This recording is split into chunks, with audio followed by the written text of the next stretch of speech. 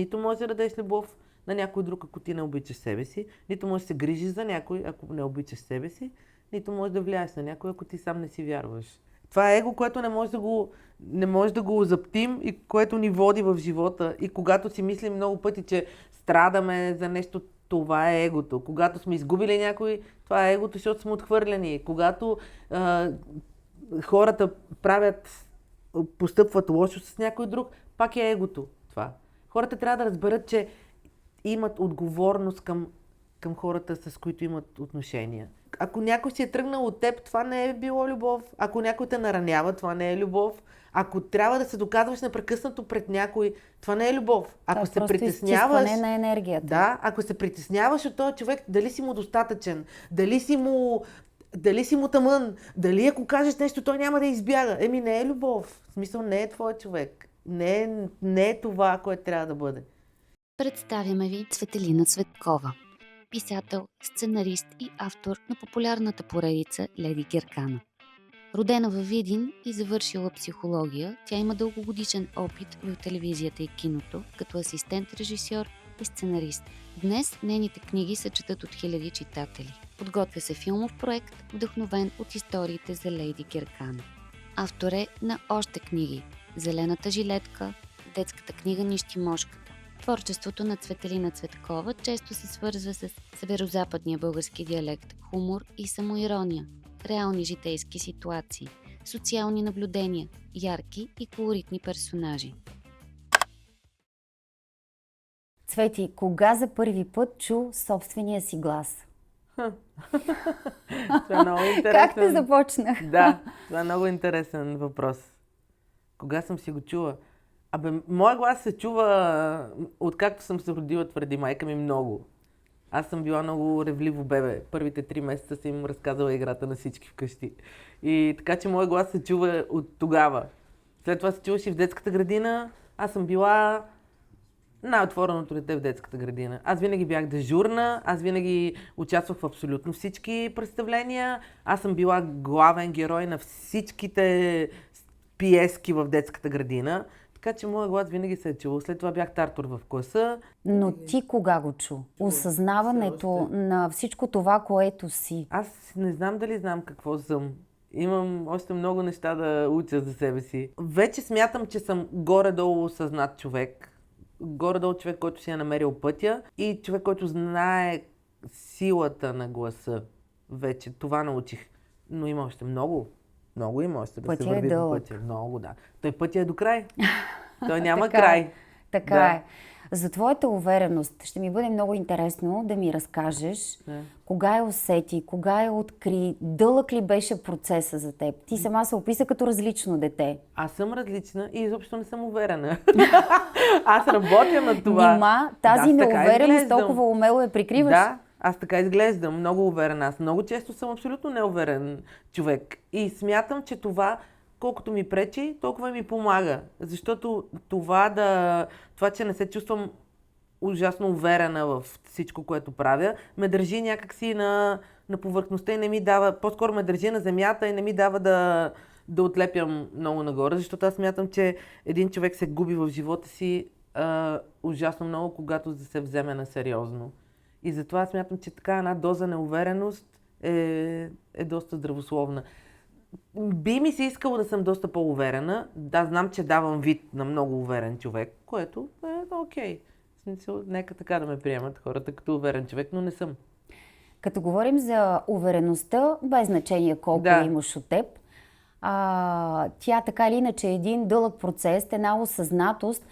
Връщайки се назад във времето, кои са моментите, които са подхранвали да се развиват? Тези, в които си се съмнявала в себе си, да речем неуспехите в същото време или напротив, успехите се подхранвали? Не знам, моят път е много шантав, много... Както аз обичам да се шегувам, аз минах по околовръстното, някакси за да си намеря моя път, защото аз смятам, че това, което правя в момента, да пиша и да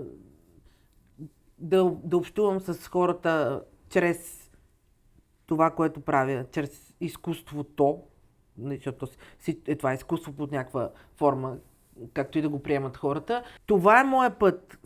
Стигнала съм наистина по много заобиколни пътечки, пътища, по-скоро интуитивно до тук. Аз знаех, че работила съм супер много работи през живота си и винаги съм знаела, че може би не е това, може би ми трябва нещо друго, може би е нещо друго. Друго, аз не спирах да се търся и в момента, в който открих писането и открих аз какво влияние имам върху хората, когато чета сама своите собствени неща, които съм писала, когато говоря с тях и усещам наистина как влияе аз на хората, това ми дава увереност. Това е абсолютен наркотик, да усетиш момента, в който хората спират и те слушат и ти знаеш, че си само ти и това, което им казваш, им влиза в главите и са една обмяна на енергия между теб и тях фантастично е това. Може би това е нещо, което ми дава увереност по някакъв начин. Което от друга страна пък е много лошо,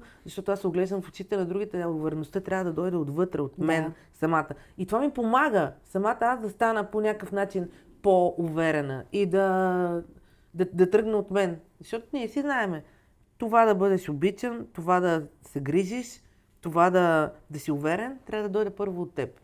Нито можеш да дадеш любов на някой друг, ако ти не обичаш себе си, нито можеш да се грижиш за някой, ако не обичаш себе си, нито можеш да влияеш на някой, ако ти сам не си вярваш. Така че всичко отвътре. Отвътре навън. Отвътре навън е, да. Да. Абсолютно.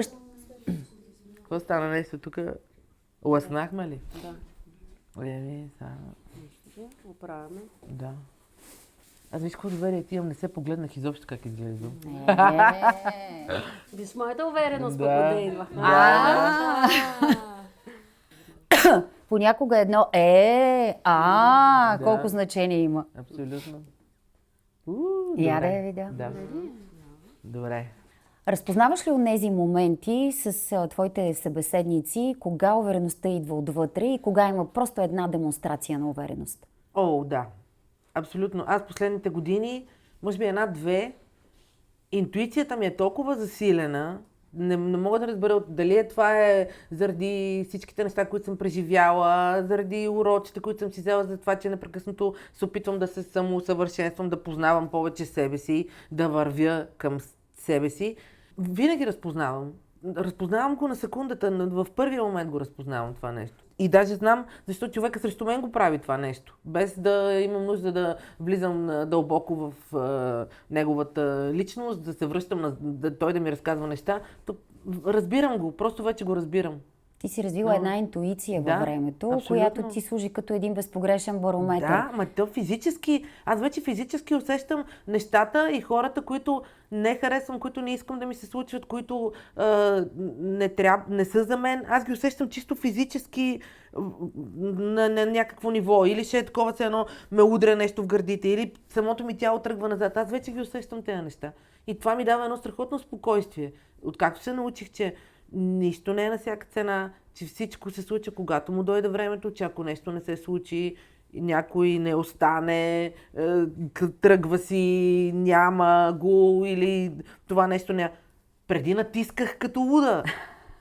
Трябва да стане, аз искам това, толкова съм работила върху... Не, вече това е толкова хубаво. Въобще не ми харесва, че минават много години, но хубавото на годините ето това нещо и е великолепно, чувството е страхотно. В кой етап от живота си сега? Защото аз пред себе си виждам една изключително уверена, изключително осъзната жена, въпреки веселото предисловие, което направи за своята неувереност. Ама аз наистина съм неуверена. Не ти вярвам. Много неща. Да, наистина. Аз винаги се съмнявам в това, което правя. Винаги се съмнявам в това, което пиша. Съмнявам се дали съм в правилната посока. Дори когато съм абсолютно убедена в нещо и тръгвам с тази моя идея на някъде, по пътя започвам да спихвам. А това е натрупаното с години и от преди, може би от когато съм била малка и в училище. Аз много често съм получавала това. Ти не си мисли, че си кой знае кой.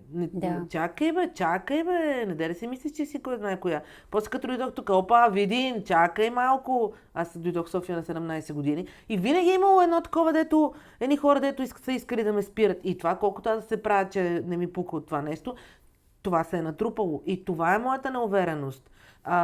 Аз имам все още работа върху това. Аз имам нужда да получавам одобрение от хората.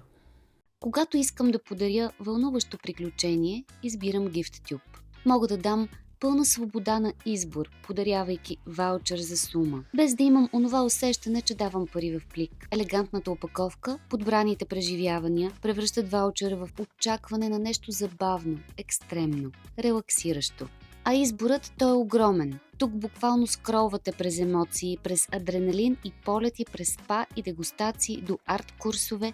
Има преживявания за всеки бюджет и всеки вкус. Като всичко е подредено така, че лесно да намерите точното нещо за човека, когото искате да зарадвате. В GiftTube може да избирате между различни супер елегантни опаковки, които правят момента на подаряване специален. Не е просто лист хартия, а красива кутия. И един бонус съвет за тези от вас, които управляват екипи или бизнес, вижте секцията за фирми. Това е може би най-красивата част от сайта и най-умният начин да избягат от скучните корпоративни подаръци.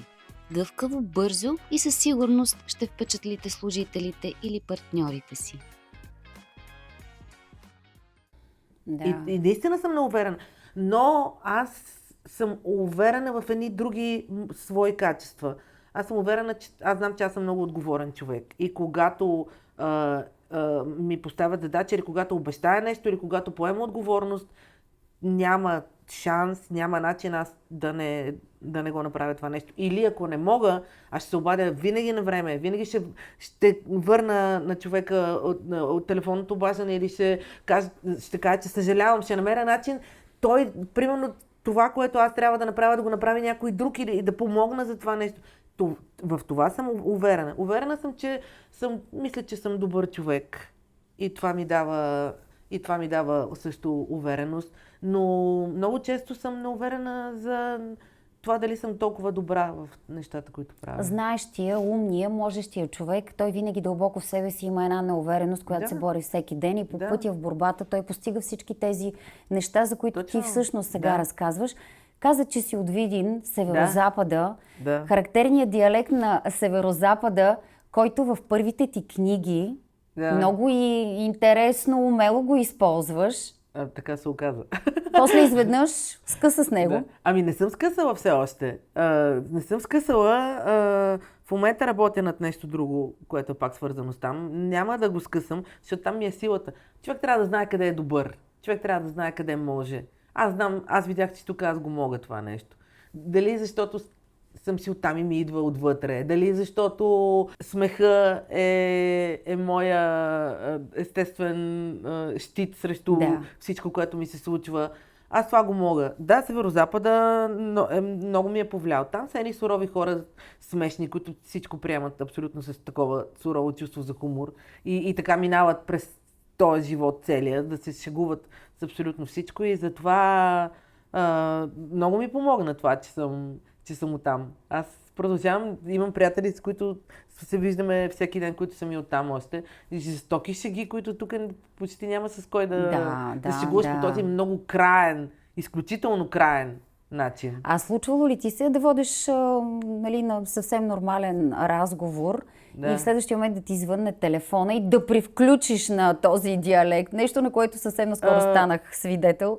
Да. Смях се от сърце. Не ми се случва, ако може да стане нарочно. Така, без да искам, няма как да ми се случи, защото и моите приятели... Вече си го владяла до съвършено контролиране. Аз никога не съм имала диалект, не съм говорила на диалект.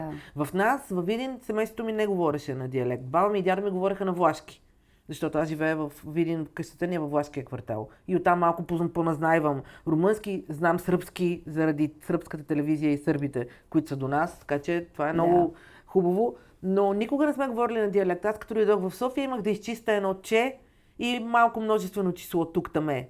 Ма това е било. Не съм дошла с някакъв, примерно, като хората от Източна България, които идват и те почти никога не изчистват диалекта. И от Южна България. Да, и от Южна. Така да е, да. Да.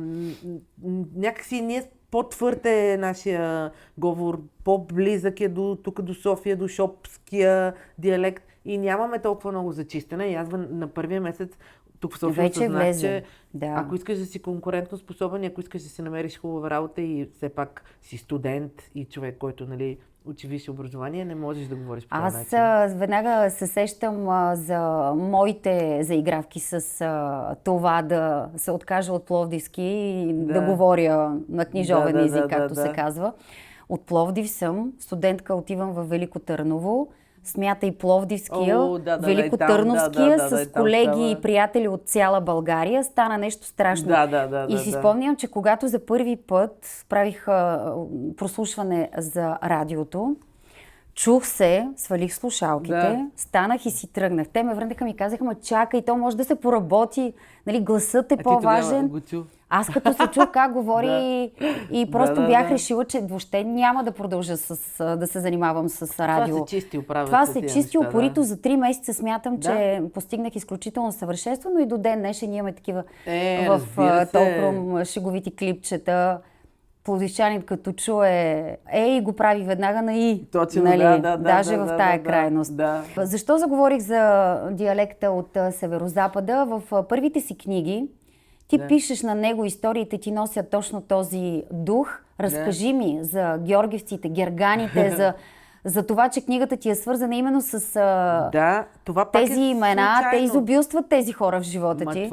Това е случайно. Както всичко на мен, всичко в живота ми, кариерата така наречена, абсолютно всичко ми се случва привидно случайно, защото според мен няма случайни неща в този живот. Няма случайни срещи, няма нещо, което да се е случило просто случайно, но не е било търсено. Това беше Георги и Гергана са имена, които абсолютното творческо безсилие донесе. Аз трябваше да пиша тема за почтенска кутия, за приказки на тема Гошо, за Георгиов ден. Аз нямах разказ.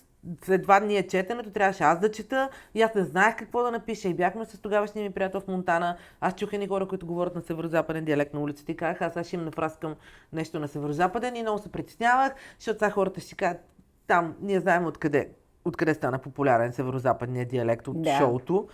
И не исках да е нещо пошло и да е... Историята беше хубава, мила, ако беше написана на книжовен език, нямаше да е толкова колоритна.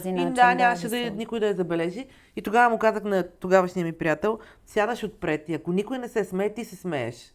Не ме интересува, искам ти да седиш отпред и да се смееш, ако никой... Това беше велико просто. Те умряха, публиката полудя, те крещяха, викаха, а се бяха така. И това там така се роди тая Гергана. Изобщо никога не съм го търсила това нещо. Никога не съм си мислила, че книга на северозападен диалект след 2 седмици след издаването и ще стане влезе в топ 10 на най-четените книги в България. Леди Гергана е трилогия. Трилогия, да. След това написах втората част, очаквах, че тук вече тотално ще се прецакам, защото първата беше супер, и втората като втори албум, като втора книга, като всичко второ. Но не, хората я харесаха.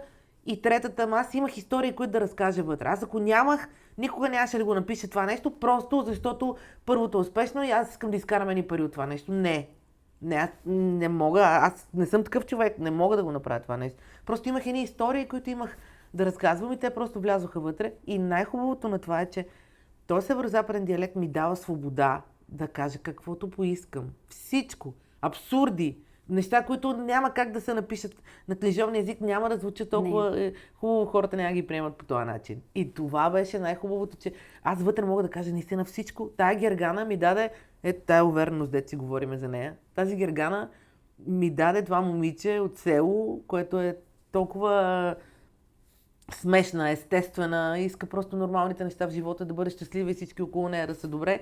Тя ми даде тази увереност да мога да казвам всичко, което искам. Абсолютно. Социални теми има вътре, теми за възпитанието, за политика, за всичко има вътре, обаче те са такива ха-ха-ха и въобще не се набиват на очи и хората ги разбират по другия начин.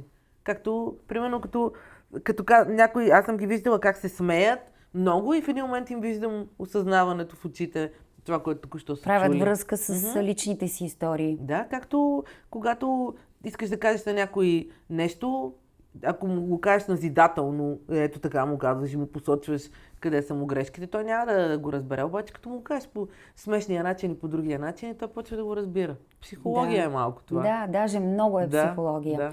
Идеята да направиш детска книжка, която да се превърне в толкова харесвано четиво. Аз съм много щастлива, че Нещимошката Толкова много хора, толкова много деца я харесаха и родителите. Тя вече и трети тираж излезе и много съм щастлива. Какво означава нищемошка? Нищимошка. Нищимошка. Не съм го измислила аз, защото такова гениално име няма как да се измисли от голям човек. То е измислено от дете. Момо е дъщерята на мои приятели. Тя се казва Мария. Сега в момента е на 15 или 16. Като беше на 5, дойде в парка, ние пиехме бири с нейните родители и тя ми показа така в ръката си и ме пита какво има тук. И аз си казвам, не знам. И тя, виж, не го ли виждаш? И аз си казвам, не го виждам. И тя, как така? Какво е? Тя ми казва, това е нищимошка. И аз питам, какво прави тая нищимошка? И тя каза, тя не прави нищо. Тя само те гали по лицето с 2 пръста преди да заспиш. О, колко мило. И детската фантазия. Абсолютно. И че всички хора имат нищимошки. И че аз се питах защо не я виждам и тя ми казва, защото си голяма. Да. И на всеки човек нищимошката е различна на цвят. Каква е твоята нищимошка? Тя ми каза, че моята е шарена. И аз тогава, тая история ми седи в главата 10 години и аз си казвам, сега ще я напиша. И когато намерих сегашното ми издателство Softpress и реших, че сега е времето и намерих този велик, невероятен илюстратор Свилен Димитров, който е абсолютно невероятен. Ти тогава си с червени коси и негова корицата на книгата. Да, негова е идеята тя да прилича на мен, а пък едновременно с това прилича и на Момо.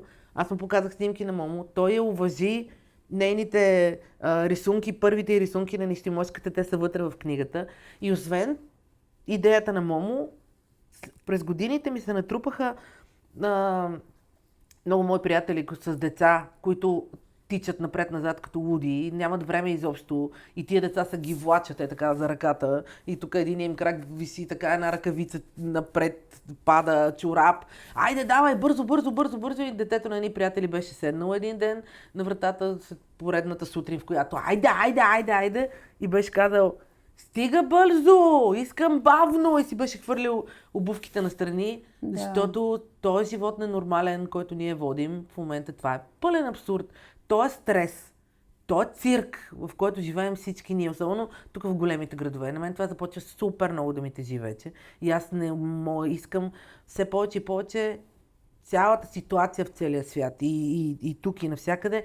Мене ме побърква и аз все повече си търся малките пристанища в книги, в музика, в филми, в изкуството и да се махам от тук. И това нещо, това ме провокира да я напиша тая нищимошка, защото в книгата майката на Момо не може да заспи и тя знае защо не може да заспи. И майка й е повишена в работата, иска да купи нова къща, иска да направят нови неща, а пък Момо се чуди защо тя иска да ги прави тези работи, като при условие, че те има място за всички в тая къща и че са били най-щастливи, когато са спали в палатката в средата на хола. И че майка й почти не яде, тя яде много малко, баща й ходи по корабите, защото е моряк, няма го вкъщи, за кучето има храна. Защо майка й работи по 15 часа и не спи и не се грижи за нея и за себе си, при условие, че няма нужда от всичките тия неща. И това е от тук вече това консуматорство, дето искаме да изядем и да изпием и да изкупим всичко. Да изкупим и дори да секс да направим с всички хора на света и да изядеме всичко и да... Няма как да стане това нещо. Никога няма да го направим. Нямаме нужда от това нещо. От това ние си мислиме, че живеем в един огромен свят на изобилие и че много лесно можеш да зарежеш някой човек, защото веднага след това има толкова хиляди хора. Глупости. Това изобщо не е така. Може би никога човек не е бил по-самотен. Абсолютно не сме от били... света, в който сме толкова пренаситени и имаме всичко. Ние стигнахме лимита. Ходих да гледам един страхотен филм тези дни в мола. Великолепен филм с толкова много невероятни, толкова много философия в него. Толкова много можеш да мислиш за този филм, чисто човешките неща вътре. След това отидох в тоалетната и видях едни много млади момичета, които единственото нещо, което ги интересуваше, беше как изглеждат. Аз слушах разговор 20 минути и този разговор 20 минути пред огледалото беше как изглеждам, трябва да изглеждам, не ми е добре косата. Това е абсурдно. Объркани ценности, абсолютно. които по някакъв начин самото общество предава. Много е тъжно, но то не е само. Ние вече и в България, и целия свят абсолютно всичко е в Ние момента... сме час вече Да. с това развитие на технологиите. Всичко просто за секунди се пренася на огромни разстояния и вече няма такава локална възможност да се съхранят някои ценности. Много е трудно това. Ние можехме да използваме по толкова добър начин тези технологии и това нещо. И ние просто го... Аз мисля, че и ги използвахме и покрай всички тези важни неща някак си се изпуснаха и тези другите. Изпуснахме всичко, да. И малко е тъжно. Ама радвам се, че все още има хора, които създават изкуство човешко. Мисля, че сега пък, като стигнахме до пика на цялата тая свинщина, защото това е абсолютна свинщина, такова наистина е някакво лапане, някаква алчност за всичко, мисля, че имаме още, убедена съм, че може да покажем може да се пада надолу. Мисля, че все повече хора осъзнават това нещо, не искат да живеят в него и започват да правят, да се връщат към човешкото, да създават изкуство, което да е точно такова базирано на ценностите. Направено с ръцете, не от машини. Точно, да. На това да идващо от душата. Малко са, но пък са много силни тия послания, които дават. И аз предпочитам да отивам там. Да, там е едно много хубаво, приятно, спокойно местенце, което ти дава възможност да се заредиш и да продължиш. Но в светът, откак съществува след една крайност, винаги идва друга. Надявам се, така сега да от тази крайност ще дойде нова, която ще има други послания. Хората ще оценим това, което зарихме под изтревалката. Да, то се променят нещата. За хората преди нас и поколенията преди нас пък казваха, че ние не сме добре. И че какво е това нещо, което се е случило. На нас пък ни се случиха хиляди неща. В смисъл, ние от ерата, в която току-що си купихме, си спомням, като бях малка, купиха видео нашите и беше изведнъж стигнахме до нещо. А пък родителите ни, дето са тръгнали оттам, дето нямат телевизор в момента, къде живеят. Това е тотален хаос и тотален шок за всички нас. Обаче трябва да сме адаптивни. Всичко върви, променят се. Ние трябва да се адаптираме, но може би трябва да търсим една друга линия за поколението след нас, които просто са родени в това време. Те не познават другото.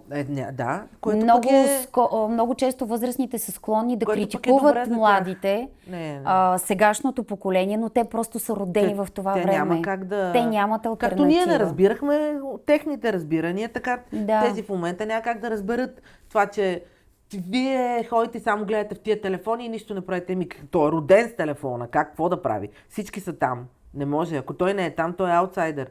Трябва да се намери златната среда, като всичко в този живот. Трябва да има златна среда. Това е, родителите трябва да го направят. Заговорихме за различните поколения. Оттам се сещам, че ти много харесваш една тема, темата за връзката на личността с неговите корени. И ти как осъзнаваш и как би разказала за тази твоя осъзнатост? Да признаваш, да уважаваш корена си и доколко? Аз доскоро не го осъзнавах това нещо. Доскоро, до преди няколко години. Може би с годините усещам... Аз, примерно, когато заминах от Видин на 17 години, нямах абсолютно никаква носталгия. Нашите ми липсваха, виждали сме, аз си ходех често, за да ги виждам. Не разбирах на моите приятели това, Видин ми е в сърцето, тук ми е добре, Видин това е моят град. Изобщо не съм го разбирала това нещо. В смисъл, аз съм човек, който където го сложиш, там вирее. За мен, аз съм човек, който много обича да пътува, да откривам нови места, нови неща. Аз се чувствам абсолютно добре, оставяш ме тук и аз мога да се оправя и се чувствам супер, където и да съм. На места, на които си била щастлива, не обичаш ли да се връщаш? Да, обаче предпочитам да намирам нови. Много малко места са ме толкова много впечатлили, че да искам, ако пред алтернативата да открия нови неща и да се връщам на старите, винаги избирам да отида да видя новите неща. И някакси, и затова това с Видин не ми е било, не знам, осъзнавам, че съм родена там и всичко. И сега обаче с годините все повече ме тегли тая река. Не казвам, все още София е моят дом, аз съм тук по по-голямата част от живота си съм в София. Все още не искам искам да изляза да живея извън нея на природа, защото е много шумно и много мръсно. Това ме побърква, че е много мръсно. Но искам да съм тук все още. динамиката ми харесва, още съм в нея. Да. Хубаво ми е. Пулса на града си изразяващ. Обаче, все повече наистина усещам силата на корените и силата на реката.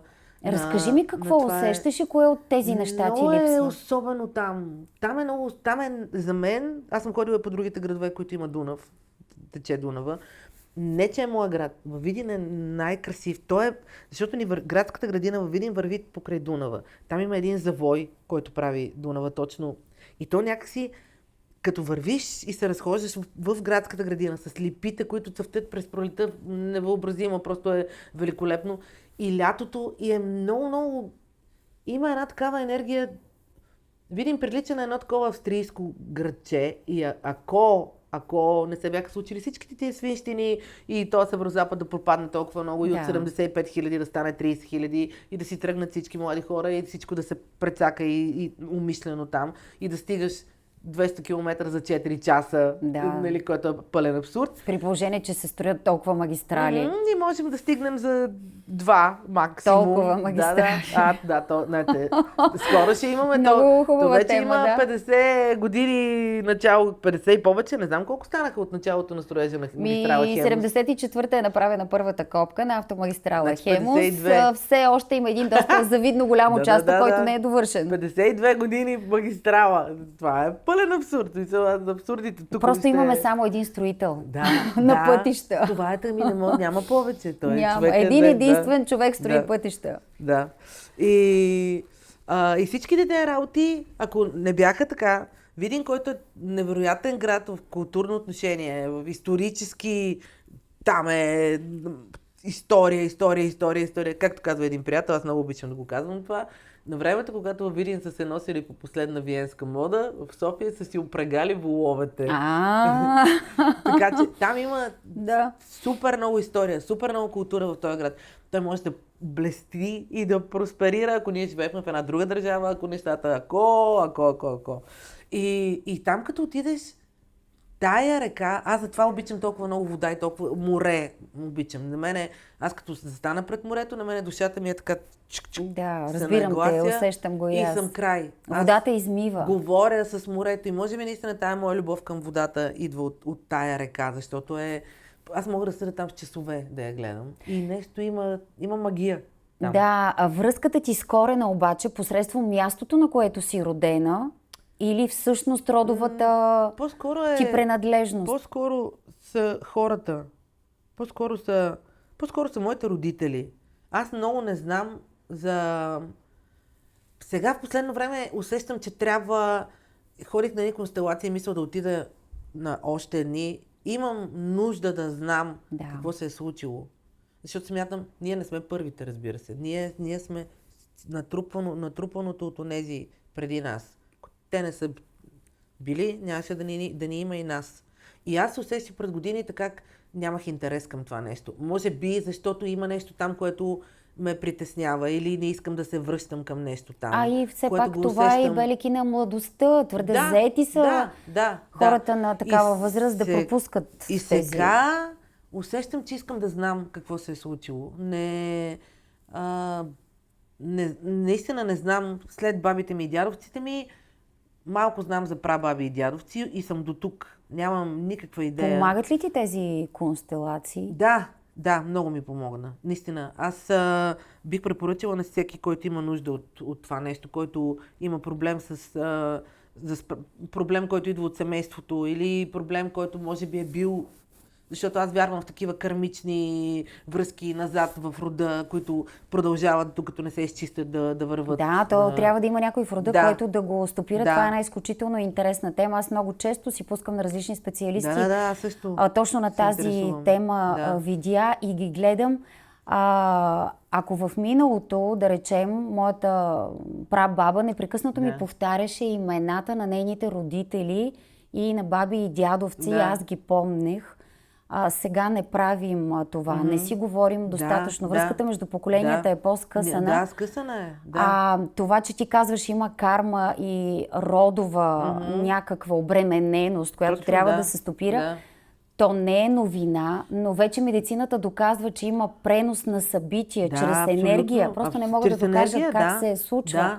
И едно и също събитие се повтаря на генетично с ниво, всяко следващо поколение. Да, и просто трябва да е някой, който наистина да е осъзнат. Аз смятам, че ние сме наистина първото осъзнато, истински осъзнато поколение. Да.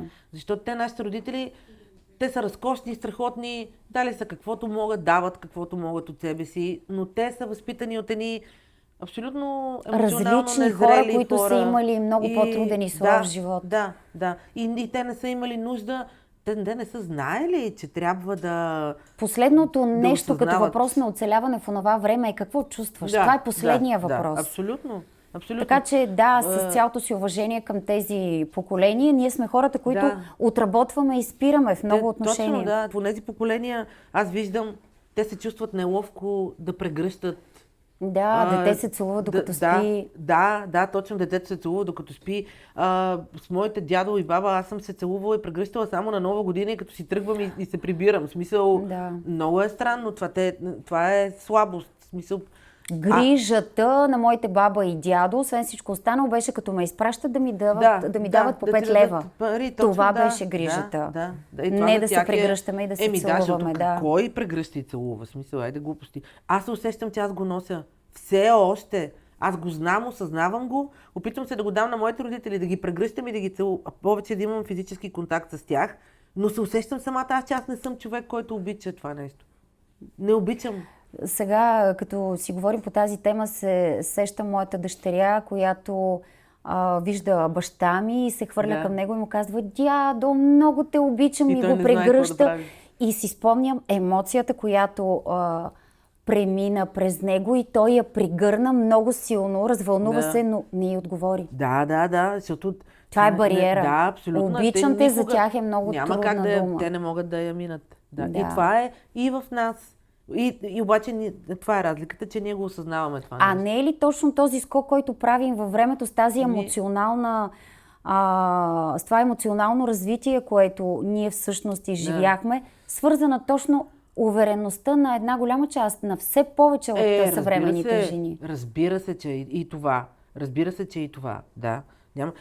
Наистина, съвременната жена, говорим за осъзнатата, успялата жена, тя е определено уверена. В смисъл, повечето от тях. Защото най-малкото, като се справиш с супер тежки неща в живота си, които на майката ни се е налагало да се справя с тях, а ти се справяш сама или дори партньор да имаш до себе си, просто сам го правиш и това няма как да не те кара да се чувстваш уверен. Много интересна тема е за мен и това можем да говорим до безкрай, но на мене ми се иска да прехвърлим... Какви пудри, бе, момичета? Лъщим ли? Да. С това изправяне... Да, и мене... След това мисля, какво да направя? Добре. И така, само на втората част от това. Да, добре, супер. Боли се, бе, какво? Да. Натежа ми уверен. Не, хубаво е така, да. Съжалявам, че са ни малко надобни столчета. Не бе, супер е. Красиви са, да. Това ми е мисълта, защото въпросите ни за телевизията, те нали ще се припокрият. Да скочим ли направо тук на любовта? А виж, тук има по-готини. Да. Давай. Чакайте ме, само че... Да, ще те изчакаме. Може ли водичката да ми донесеш от вътрешната страна е? Да. Айде бе, една секунда, вече спряхме. Не тази, миличка. Добре, дай ми я тази. Извинявай, да, сетих се, че си я донесех. Ден за констелациите, точно гледах Стефан. Да. Жестоко, той ми каза, като направихме групата, и на първо, зависи на къде поглежда човека, който ще му прави. Да. Ако е надолу, значи е починал. Ако е настрани, значи е жив. И съответно ти кажеш, майка ми на непознати хора, баща ми ще играе, баба ми ще играе.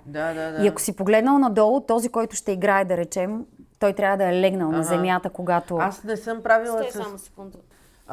Аз ходих при Елена Илиева. Тя е шефка на Гешталт института в Гешталт психология в България. Малко ме е страх. Не. Не знам що. Не. Аз ходих при нея на на индивидуални констелации. Само аз. Той там са едни такива, той е с едни фигурки. Да, къде ще сложиш майка ти, баща ти и ти. Моля, това Много беше е добро. много яко. Много е хубаво, обаче е много важно човека, който ти прави констелациите, да е истински добър, защото в момента всички правят констелации. А това е много опасно и е много важно човека наистина да е много добър професионалист, защото това е, както сега всички са психотерапевти вече. Да. Айде, преди бяха всички пиари и беше по-безопасно, ма сега станаха всички психотерапевти. Между другото, всички сега, преди бяха пиари всички. Да. А сега всички са психолози. С личностно развитие, как да намериш себе си в този свят и не знам си какво си. Това е много, те не осъзнават, че това е много, много опасно. И затова е важно, завържи си връзката на лявата маратонка. След всичко това, което ми разказа, за мен ще бъде много интересно да ми разкажеш и за Цвети и любовта. Любовта в твоя живот. Главен герой ли е? Второстепенна роля ли има? Навсякъде пиша за любовта. Абсолютно винаги е била главен герой в моя живот, любовта. Дори когато съм била много цинична и съм казвала, че това не е така, пак е било така. Защото и пак стигаме до там последните години. Аз винаги съм го знаела, но сега го осъзнах цялата му сила. Единственото нещо, което може да ни спаси в този живот от всичко, е любовта. Няма нищо друго, което може да ни спаси. Доколко си позволяваш да си искрена, когато пишеш истории за любов? Много. Когато пиша, аз там съм искрена. В живота си не съм, защото се страхувам, защото съм заради всичките пъти, когато съм била наранявана, работя върху това. Не искам да се страхувам. Това не трябва да... Любовта не е страх. Любовта е най-хубавото нещо на света. Не трябва да се страхуваме да обичаме. Не трябва да се страхуваме да даваме, не трябва да се страхуваме да получаваме. Обаче се страхуваме. Коя е тази история, която те кара да се страхуваш от любовта? Била съм изоставяна, била съм разочарована, била съм много дълги години с човек, който накрая се оказа, че няма как да бъдем заедно и това наистина съм ужасно много, това са 20 години и повече. И е нормално човек да се страхува да се впусне в нещо друго, обаче не искам да се страхувам и наистина работя много над това. Не искам и много тъпо хората да се страхуват от любовта. Любовта в чистия вид е най-хубавото нещо на света. Тя е наистина нещото, което ще ни спаси и ни спасява, колкото и да е нелепо това нещо. И тия страхове, които имаме ние в момента, цялото ни, не само моето поколение, и по-малките, които вече там любовта отново е превърната в някаква консумация на много неща. Обаче любовта, пак се връщаме на онова. Първо от нас, после към другия, е най-хубавото нещо, което може да се случи в този живот. Ако някой ден напише книга, знаеш ли какво заглавие искам да изложа? Какво? Криво разбраната любов. Да. Любовта е най-криво разбраното чувство в днешно време, според мен. Да, тя е много проста. Тя всъщност е просто да даваш. Да, това е. Консуматорското общество диктува само онази част, която взима. Егото. Ние бича на нашето време е егото. Това е его, което не може да го озаптим и което ни води в живота. И когато си мислим много пъти, че страдаме за нещо, това е егото. Когато сме изгубили някой, това е егото, защото сме отхвърлени. Когато хората постъпват лошо с някой друг, пак е егото това. Хората трябва да разберат, че имат отговорност към хората, с които имат отношения. Това е много важно. Когато си във връзка, когато се разделяш с някой, направи го по хубавия начин. Отиди при този човек и му кажи, те са прости тия неща. Аз наистина се опитвам да го правя това нещо вече. И наистина вече съм абсолютно откровенна с хората, с които имам отношения. Защото не искам да ги наранявам, защото искам аз себе си да не наранявам и да го изкарам това нещо от мен и да го кажа, защото то е много трудно. Много е трудно да излезе от тебе това да си отвориш ушата и да кажеш, защото обаче толкова много те е страх, че оттам няма да ти отговори. И какво ще стане, като не ти отговорят? Ще умреш? Какво ще стане? Защото на мен сами е много лесно да защото минах по този път, лежала съм и аз на земята като куче смазана и прибита и не исках да ставам и не можех да дишам и всичките тия неща съм ги минала. Просто осъзнаваш, това е его, това не е любов. Озаптяваш го егото и продължаваш. Това не е било любов. Няма как да е нещо, ако някой си е тръгнал от теб, това не е било любов. Ако някой те наранява, това не е любов. Ако трябва да се доказваш непрекъснато пред някой, това не е любов. Ако се притесняваш... изчистване на енергията. Да, ако се притесняваш от този човек, дали си му достатъчен, дали си му тъмън, дали ако кажеш нещо, той няма да избяга. Не е любов. В смисъл, не е твой човек. Не е това, което трябва да бъде. А хората масово живеят в връзки, които не са любов. Масово. И всичкото това нещо, което се случва в момента, те агресивни деца, които ходят по моловете и бият, всичките хора, които искат война, всичките хора, които са агресивни в работата си и навсякъде, всичките тия сърдити хора по улиците, това цялото нещо не е любов. А е липса на любов. Да, не е любов. Да. Необичаните хора са лоши хора. Както филма на Звягинцев, в който се казваше нелюбов, и то е за нелюбов.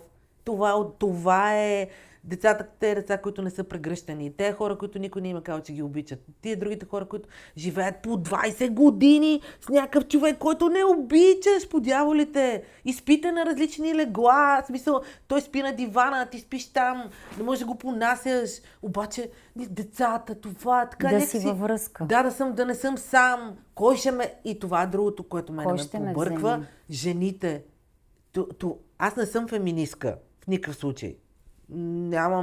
Осъзнавам колко в момента жените пред какво са изправени, какво трябва да правят в живота си и наистина колко са много по-силни. Те винаги са били силни, жените, но в съвременното общество вече имаме по друг начин. Може би имаме просто много роли вече. Да, е силата. Твърде много роли. Да, може би да. Обаче много малко неща ме побъркват повече от това някой да каже или една жена, повече това, една жена да каже: ма кой ще ме вземе мене? Ма как кой ще те вземе? Кой ти ще вземеш? Кой ти ще избереш? С кой ще се съберете двамата? Не кой ще ме вземе мене, примерно с дете. Ма ти си родила едно дете, ти си човек, който е минал през толкова много неща и в един момент пак уния родови неща и старите поколения. Кой ще ме вземе? Какво значи кой ще те вземе? Мисля, ти докато мислиш кой ще ме вземе, няма никой. Ще дойде да те вземе същия, с който си била преди това и с който си се разделила с него.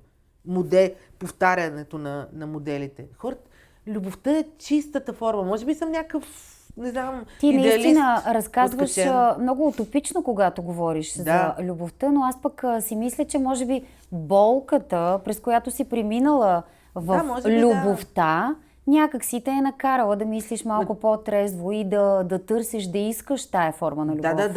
Ама ние всички сме минали през болката. Зависи кой как си е отработил след това и кой какъв избор е направил. Не всички. Някои хора предпочитат да останат в неутралното положение, за да не минат през болката. Аз не си го представям това нещо. Аз съм малко по-крайна в почти всичките си емоции. Да. И това е лошо до някъде. До някъде пък не, защото ми помага да творя. Да. Знам, че пишеш нови неща. Ще има ли такива любовни, силни истории? Винаги има любов. Сега пак по-скоро ми се пише нещо смешно. Аз, когато написах Зелената жилетка преди време, този сборника ми с разкази, беше пак след една такава връзка много завършила недобре. И аз обаче реших, че искам да... Точно когато нямам любов, искам да пиша за любов. И тя стана много хубава тая книга.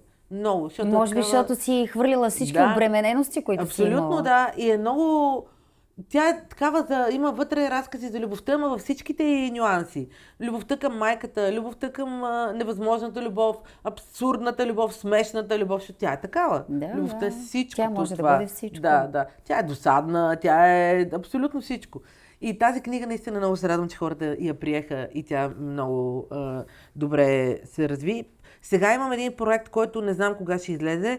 Той е свързан с пейката, защото аз написах един разказ, който се казва Пейката от другата страна на театъра, която е свързана с пак с една загуба на една любов, пък и с театъра и така.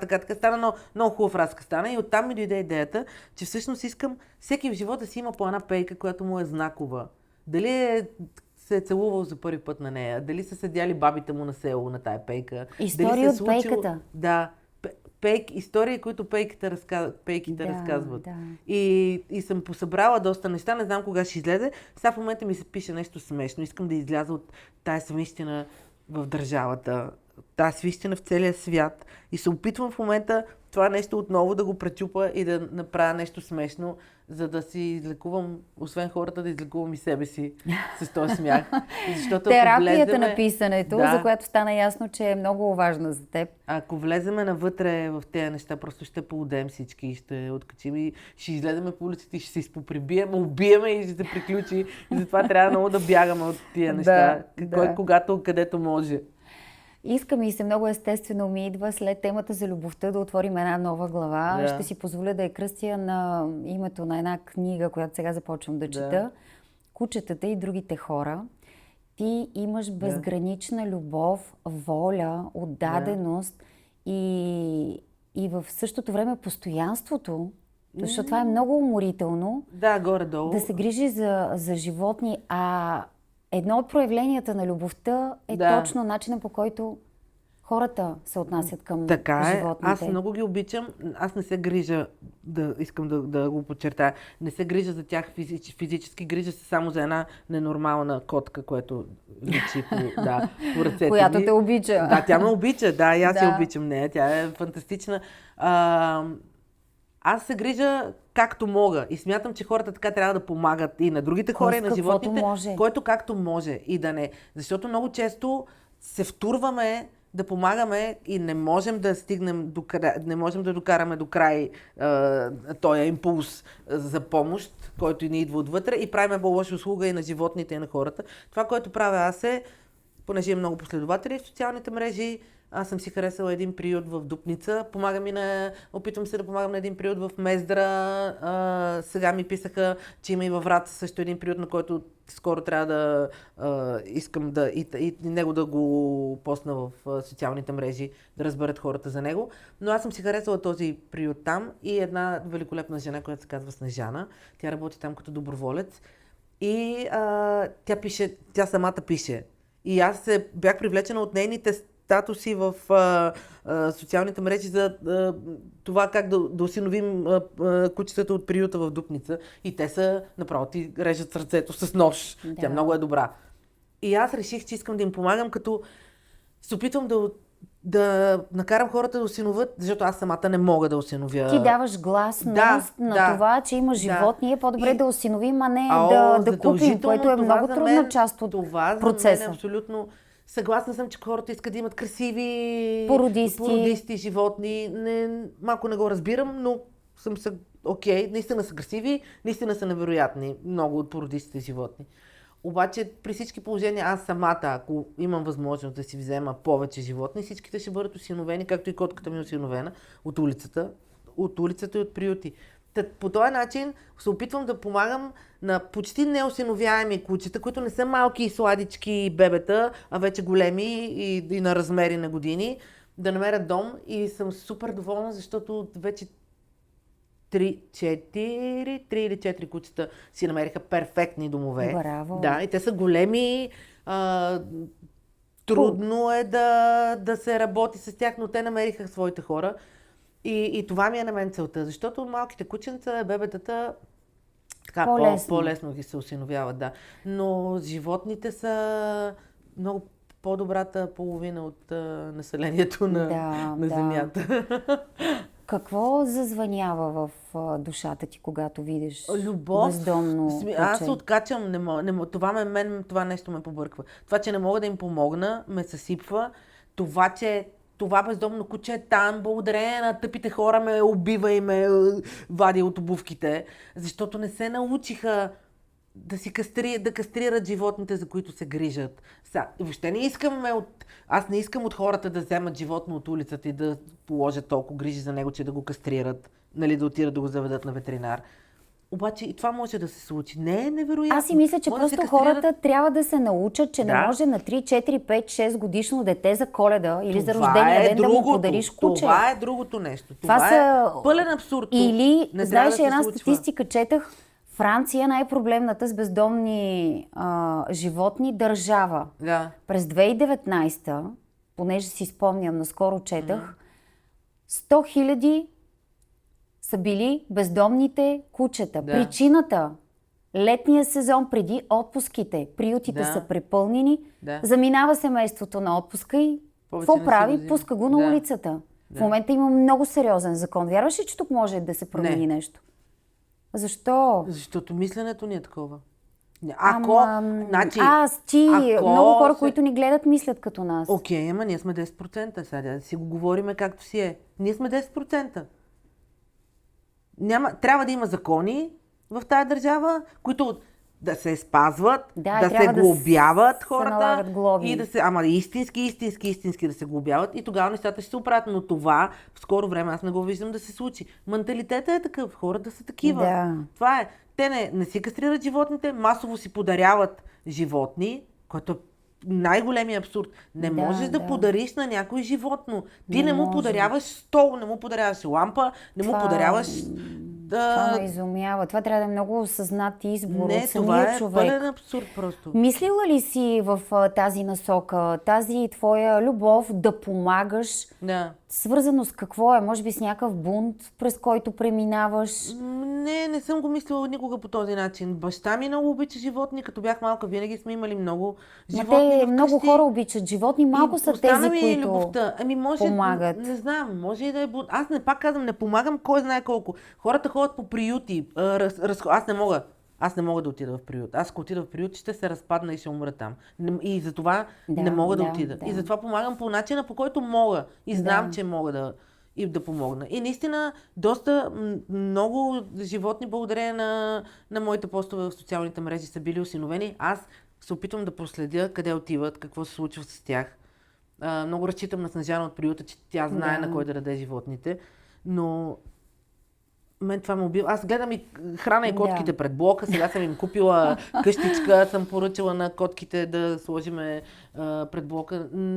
Това нещо, животните са една огромна част от сърцето ми и гледам да не казвам много пред хората, че ги харесвам повече от човешкия вид. Аз пък да ти животните. кажа ли, напоследък го казвам Ето навсякъде, сега и аз където го казвам, мога и да, не изпитвам да. никакви скрупули вече. Не мога, животното Което е една от хубавите ми Да. осъзнати И говорихме за истории любов. в живота. Това е истинската любов. Това е любовта в най-чистия Да. вид. Е това. Да. Ти си нежна, чувствителна душа дълбоко в себе си. Как се живее как се оцелява, даже бих те питала по-конкретно, в този свят, в който грубостта дава предимство? Като се смееш и пречупваш всичко през призмата на смеха, на самоиронията, на това да не взимаш нещата несериозно. Това е. Хуморът е това, което те Хумора, спасява. Да. Имам си дълбочините, влизам там, но то най-смешните хора са най-тъжните хора. Ти няма как да си толкова смешен, Да, толкова истина. ако не можеш да отидеш Да, в другата да. посока. Така че това е нещото, което ме държи на повърхността. Това всичкото да го пречупвам през призмата на смеха. И продължаваш да си силна, колкото и на успехи да преживяваш. Ама аз вече като съм осъзната на някакво ниво, това не ме събаря. Това вече не е за мен неуспех. Това е урок.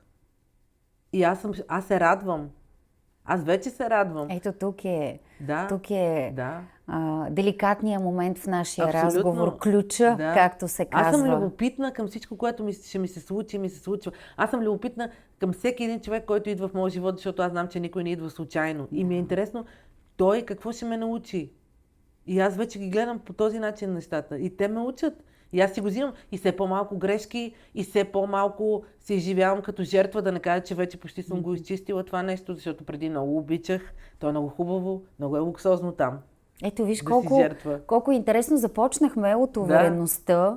И как ми разказваше колко всъщност неуверена си дълбоко в себе си, преминахме през всички ключови моменти в твоя живота, за да стигнем до това, че Просто не сме Да. си научили урока. Да, Ние да, хората. точно, да. И че тези, които възприемат като следваща стъпка или Да. като урок трудните моменти, те всъщност Това е. градат Да. увереността си. Аз се научих и на това, чух го от едно много хубаво формулирано на едно място, че хората идват в твоя живот такива каквито са. Те ти дават това, което могат. Всичко друго е твоето възприятие. Всичко друго е това, което призмата, през която ти пречупваш това нещо. Ти пречупваш, този човек те е наранил, този човек е лош или този човек... Не, той е такъв какъвто е. Никой не идва при теб да умишлено да те нарани или да те накара да се почувстваш зле. Това може, това дава. И ако ми позволиш да добавя към това още нещо, ти обаче взимаш от този човек това, за което си готов. Да, това е И това е абсолютно. завършеният цикъл. Да, Не да. искам да те пускам да си тръгваш. Айде тук да... Разговорите Ще с тебе тук. са истинско богатство. Ще си седим тук до утре. Боже Господи. Ма то всичко в момента, както е трагично, е толкова смешно. То самия факт, че толкова години ние седим и търпиме това нещо, което ни се случва, е пълен абсурд. Това, че всичко в тази държава. И ние просто... Това е един цикъл.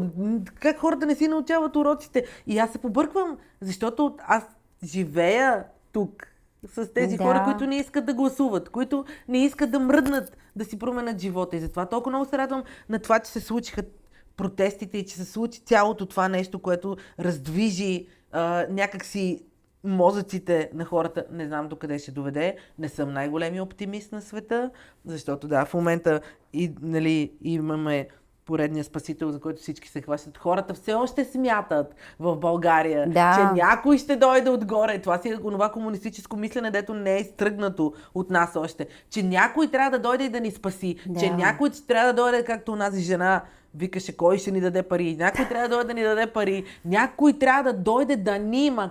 Какво да ни имаме нужда няма от как. герои. Ма не Просто може. имаме нужда от герои, от няма. спасители. Такъв е, как да ти кажа, битовизма, фолклора. Ма няма където такава ровнеш игра. в българския бит и култура, винаги Идва оня, реже главата идва на някой, цялото който село, те реве и спасява. пищи и мрънка, идва оня с На базата на и тая реже народопсихология. ламята. Да, ясно ми е на Да. мен това, да. Идва, всички обаче преди това седат така, идва един герой и разказва живота играта става на друг. всички. Магистрала Хемус е завършена. Да, след 150 години, да. Не, моля те, 150 Така че не. ние пак чакаме поредния спасител. Надявам се на някакво критично мислене от хората след нас. Съмнявам се дълбоко. Но да, хем искам да се скрия от цялото това нещо, хем обаче няма как да се скрием. Трябва да сме там. Трябва да сме там и трябва ние самите си променяме живота. Никой няма да ни го промени. Никой с тъпите си популистки лозунги няма да ни промени живота. Да. Ние трябва да си го променим този живот и това трябва да го разберем. Но иначе наистина е много смешно това как толкова дълго време ние седим и имаме вицове за магистралите, имаме всичко. смешки за нашите управници, имаме всичко и си седим така и ето така си седим в тази кочина вече. Българин толкова прави години. преврати от дивана. Да, точно. Ние Какво сме да правим? превратаджиите от дивана. Аз затова отивам И на кой не площада. скача червен, стана на кой не скача дебел. Да. И къде е разликата? Сега ще видим, надявам се да има разлика, ама пак казвам, не съм оптимист.